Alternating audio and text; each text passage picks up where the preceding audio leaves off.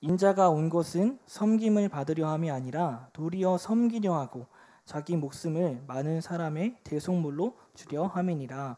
아멘. 오늘 말씀은 지난주에 이어서 하이라이트 두 번째 시간입니다. 예수님께서 지난번에 제가 말씀드렸죠. 우리의 삶의 하이라이트 한 부분을 꼽으라고 한다면 우리는 지체 없이 예수님을 만난 순간이 하이라이트의 순간이 되어야 한다라고 이야기를 했습니다. 그런데 반대로 생각했을 때 예수님의 삶에 있어서 하이라이트의 순간은 언제인지 오늘 한번 보고자 하는데요. 예수님께서 굉장히 유명한 사람이었어요. 그런데 지금 시대에 예수님께서 유튜브를 하셨다면 어떻게 하셨을까? 그리고 유명한 사람들이 굉장한 이슈로 몰고 다니죠. 그래서 혹시 이재용 알아요? 이재용? 이재용이 누구죠? 이재용이 그 삼성이죠. 삼성 회장이죠. 지금 회장인가요? 네, 회장이죠. 그 이재용이 브이로그를 한 다음에 어떻게 할 수 있을까 뭐 쳐봤더니 이렇게 나왔어요. 한번 넘겨주세요. 네. 뭐 1000만 구독 감사 이벤트, 20명에게 페라리를 준다. 뭐 이렇게도 할 수 있다. 그리고 한번 넘겨주실까요? 네. 그리고 동생 몰래, 네. 동생 몰래 신라 호텔 계산 안 하고 튀기. 막 이런 것도 사람들의 주목을 끌기 위해서 했을 수도 있겠다라는 생각이 들고요. 한번 더 넘겨주실까요? 네, 평양에서 김정은 마주쳤어요. 막 이런 것도 있어요. 자, 다음. 그리고 손흥민 아버지가 브이로그를 한다면 흥민아 너는 월클이 아니야. 막 이러면서 사람들의 주목을 막 끌었을 수도 있었을 것 같아요. 그런데 예수님께서는 과연 그 당시에 유튜브를 하셨다면 어떻게 하셨을까? 예수님이 유튜버예요. 넘겨주세요. 네, 풍랑을 잠잠케 할 썰 풉니다. 자, 말로 풍랑을 잠잠케 하셨어요. 자, 그리고 다음. 제자들 참 교육한 썰 풉니다. 제자들이 말을 안 들었어요. 그래서 바리새인과 제사장들도 말을 안 들었어요. 그래서 그들을 교육하셨습니다. 다음. 빵 5개와 물고기 2마리 5,000명. 이건 못 참지. 자, 빵 5개와 물고기 2마리를 5,000명을 먹이셨습니다. 굉장한 많은 이슈를 몰고 다니셨던 예수님이셨어요. 그런데 예수님이 많고 많은 사건 중에서 하이라이트 한 사건을 딱 뽑으라고 한다면 오늘 말씀에 그 키포인트가 나와 있습니다. 예수님께서 우리를 위하여 십자가에 못 박혀 돌아가신 그 십자가 사건이 예수님의 삶의 하이라이트였어요. 오늘 말씀에서 나왔어요. 내가 온 것은 다른 것 때문에 온 것이 아니라 너희들에게 나의 몸 그리고 내 모든 것을 주기 위함으로 오셨다고 이야기하고 있어요. 예수님의 삶의 하이라이트는 십자가 사건입니다. 그런데 이 십자가 사건이 얼마나 놀라운 것이냐면요. 말씀 한번 볼 수 있을까요? 이 십자가 사건이 다음 되었을 때 우리가 아직 죄인 되었을 때 우리에게 모든 것을 내어주신 거예요. 우리가 의로운 사람이었나요? 아니면 굉장히 우리가 돈이 많고 명예로운 사람이었나요? 아니었어요. 죄인이었다는 것이죠. 한 단계 더 나아가서 우리는 어떤 사람이었냐면 10절 말씀 우리가 원수 되었을 때 죄인과 원수 되었을 때 우리를 위해서 십자가에 못 박혀 돌아가셨어요. 우리의 죄를 위해서. 자, 그런데 이 죄인과 원수의 사건일 때, 그 죄인과 원수의 관계일 때 목숨을 내어주는 것이 정말 쉽지 않아요. 가족들에게 목숨을 내어줄 수 있나요? 예원아, 왜 예원아, 오빠 있잖아, 그렇지? 오빠 없나? 아, 있지. 오빠한테 목숨을 내어줄 수 있어요? 그렇죠? 없어요. 우리 지호 쌤도 동생이 있죠? 현우가 보고 있어나 동생을 위해서 목숨 내어줄 수 있나요? 그렇죠. 쉽지 않죠. 그렇죠? 쉽지 않아요. 우리 또 누가 있을까? 주하나 동생을 위해서 목숨을 내어줄 수 있어요? 네, 쉽지 않아요. 뭐 쉽지 않다고 해서 뭐 안 된다고 해서 정죄하는 게 아니에요. 가족들을 위해서도 우리는 목숨을 내어줄 수 없는 사람이에요. 자, 전사님이 예전의 일을 한번 생각해 봤거든요. 전사님이 쌍둥이에요. 쌍둥이인데 저희 논이랑 밭이랑 과수원이 있었어요. 저희 집에. 근데 뒤에서 뒷동산에서 다들 뒷동산 하나씩 소유하고 있잖아요. 집에. 그쵸? 뒷동산 하나씩 갖고 있잖아요. 소도 갖고 있고. 그쵸? 뒷동산 큰 게 하나 있었거든요. 그런데 거기서 놀다가 동생이랑 같이 놀고 그 뒷동산에 앉아 있었어요. 그런데 쌍둥이 동생이 갑자기 기겁을 하면서 악 하고 쓰러진 거예요. 난 너무 재밌는 거야. 그게 쓰러졌는데 재밌는 거. 그래서 가까이 가서 봤는데 어떤 사건이길래 동생이 거품을 물고 쓰러졌을까? 너무 재밌는 거예요. 그래서 왜 그랬냐면, 자, 사진 넘겨주실까요? 이 개미집 위에 동생이 앉은 거예요. 동생이 앉았는데 그 개미는 어떡하죠? 집단 본능 갖고 있죠. 그 개미 자기 집을 공격한다고 생각한 거예요. 그래서 동생을 막 마구 물어뜯기 시작한 거예요. 막 신나가지고 막 이렇게 막 뒹굴뒹굴 하고 있었거든요. 전사님 어떻게 했을까? 이 개미의 공격을 받고 있는 동생을 위해서 내가 같이 개미를 잡아 뜯어줬을까요? 예은아, 전사님이 동생 개미 못 뜯었을 것 같아? 네, 진짜 전사님은 도망갔어. 내가 무섭잖아요, 그렇죠? 그리고 엄마한테 엄마, 동생이 개미 밑에 물어뜯기고 있어요 하고 막 웃으면서 얘기했거든요. 엄마가 어떻게 했을까요? 바로 등짝 스매시로 저를 혼내줬어요. 야, 우리는 전사님이 일반화를 한 거예요. 지금 우리는 우리의 삶에서 우리 동생을 위해서도 그 조그만 순간에서도 그거를 나도 무섭고 때로는 재밌고 그렇게 느껴지는 거예요. 그런데 이 가족을 위해서도 그게 쉽지 않은데 예수님께서는 우리가 원수 되었을 때, 우리가 죄인이었을 때 목숨을 우리에게 내어주신 분이에요. 이게 실제적인 사건이며 진리이며 우리가 확신으로 믿어야 되는 거거든요. 그런데 얼마나 감사해, 그렇죠? 얼마나 감사해. 그래서 이 두 가지 사건을 저는 얘기했습니다. 우리에게 있어서 하이라이트된 사건이 예수님 만난 사건이라면 예수님에게는 십자가 사건이에요. 이 두 개가 딱 마주쳤을 때 어떻게 우리가 반응할까요? 예수님이 우리를 위해서 십자가에 못 박히신 것을 알아요. 이 두 사건이 만나면 엄청난 시너지 효과가 납니다. 내 삶 속에서 하나님의 말씀을 이루며 살고 싶어요. 내 삶 속에서 하나님의 말씀을 지키며 살고 싶어요. 누가 그랬을까요? 제자들도 그랬습니다. 제자들은 어떻게 했냐면, 제자들 한번 볼 수 있을까요? 네, 제자들, 이 모인 제자들이 어떤 제자들이었냐? 마태복음 5장 말씀에 보면 이렇게 기록하고 있습니다. 한번 넘겨주실까요? 이게 메시지 성경입니다. 마태복음 5장의 메시지 성경이 이렇게 기록합니다. 예수께서 자신의 사역으로 위해서 큰 무리가 물려드는 것을 보셨다. 그리고 산에 올라가셨는데 여기 모인 제자들이 어떤 사람이었냐면 예수님께 배우고 그분께 인생을 건 사람들도 함께 올라갔습니다. 뭘 걸었어요? 인생을 걸었어요. 예수님의 제자들은 그냥 따르겠습니다가 아니라 이 메시지 성경에서는 인생을 건 사람도 함께 올라갔다는 거예요. 제자들이 십자가 사건이 있기 전이었지만 예수님의 사랑을 진하게 경험한 거예요. 자, 이 사람들이 하나님 예수님 만나니까 어떻게 삶에서 변화가 되냐면, 이 당시에 문화는 어떤 문화였냐면, 여러분 혹시 기브 앤 테이크 알아요? 기브 앤 테이크 문화? 기브 앤 테이크. 성훈아, 기브 앤 테이크 뭐야? 기브 앤 테이크 뭐야? 성훈아, 너 주고받는 거, 그렇죠? 이 당시 이 그리스 로마 문화에 이 기브 앤 테이크 문화가 있었어요. 한번 넘겨주실까요?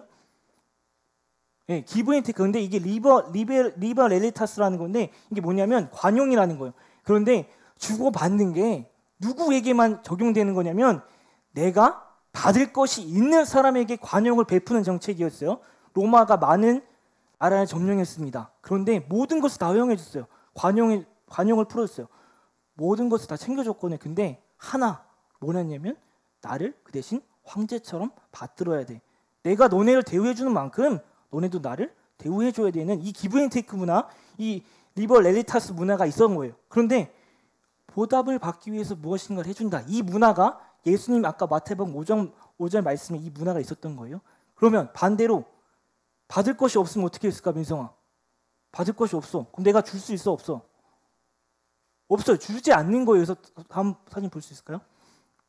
어떻게 했냐면 장애인이나 연약한 사람이나 노인들이나 아무런 힘이 없는 사람을 어떻게 했냐면 이 경기장에 몰아넣고 화살로 관용놀이를 했다고 합니다. 네, 책에 기록되어 있는 거예요.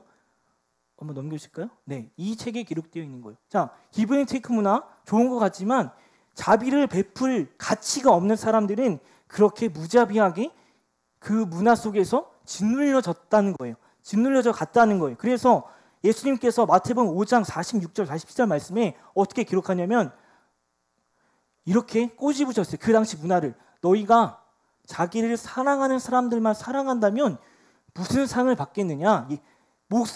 예수님께 목숨을 건 사람들에게 이야기한 거예요. 세리들도 그만큼은 한다. 넘겨주세요. 그리고 또 너희가 자기 형제들에게만 인사를 한다면 남보다 나을 것이 무엇이냐? 이방인들도 그만큼은 하지 않느냐? 너네 지금 내가 받을 것이 있다고 해서 인사하고 자랑하고 떠먹여 주는 거, 그거 다른 사람 다 하는 거야. 예수님을 나에게 목숨을 건 사람들은 어떻게 해야 되냐면 연약한 사람과 병든 사람과 아픈 사람과 가난한 사람들을 위해서 모든 것을 베풀 수 있는 사람이어야 된다라는 것을 예수님께서 제자들에게 이야기해 준 거예요. 자, 근데 이 문화가 오늘날에도 있습니다. 자, 오늘날에 나만 잘 살면 되는 시대 속에서 살고 있어요. 그렇죠? 나만 잘 살면 돼. 그렇죠? 관계는 별로 중요시하게 여기지 않아요. 그래서 욜로라는 문화, 그렇죠?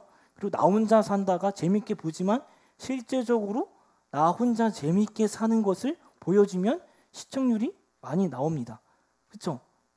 지금의 사회도 이 당시의 문화와 크게 다를 것이 없다라는 것입니다. 자, 그런데 예수님께서 그렇게 말씀하셨을 때 제자들이 이 말씀을 받고 이 십자가 사건을 경험한 우리처럼 이 삶 속에서 예수님 말씀을 실천하며 살아갔어요.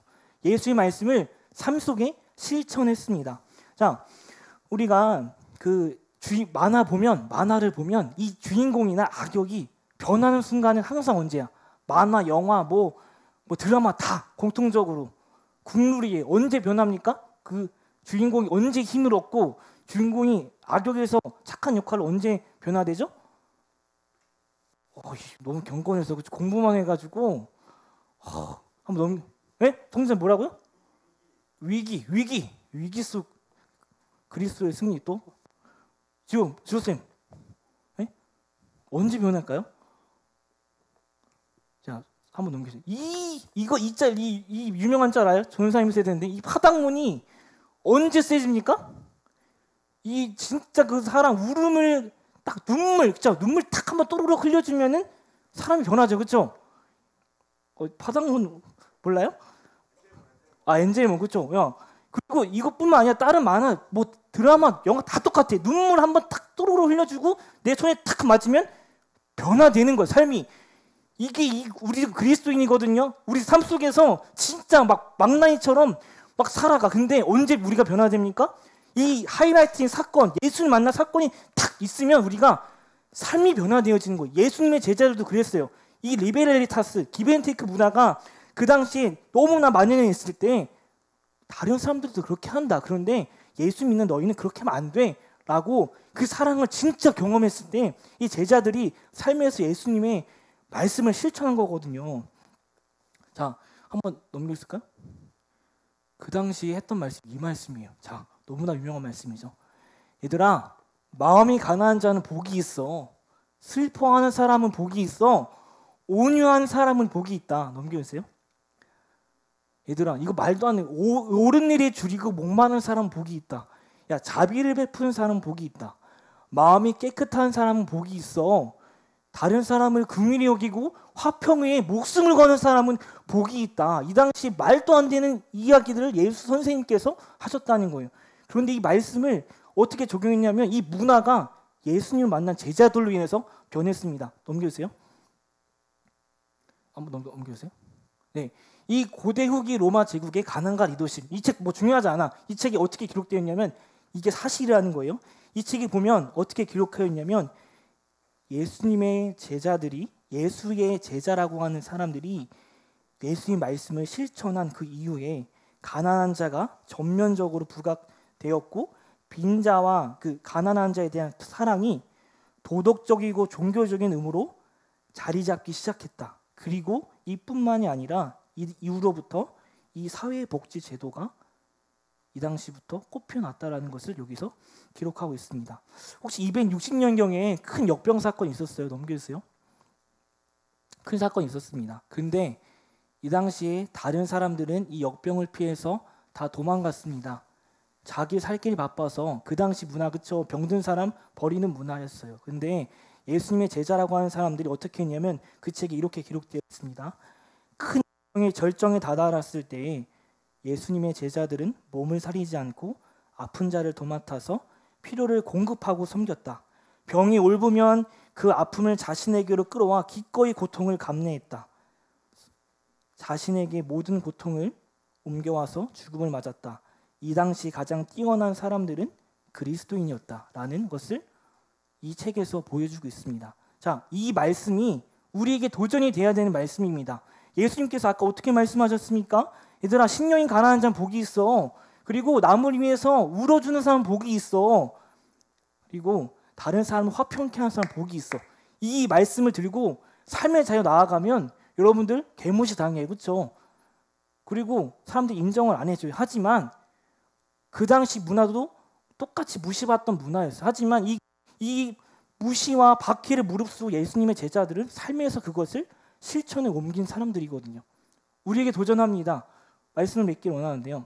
우리가 삶에서 똑같이 현실은 똑같아요. 하지만 변한 게 하나 있어요. 예전과 지금 똑같아요.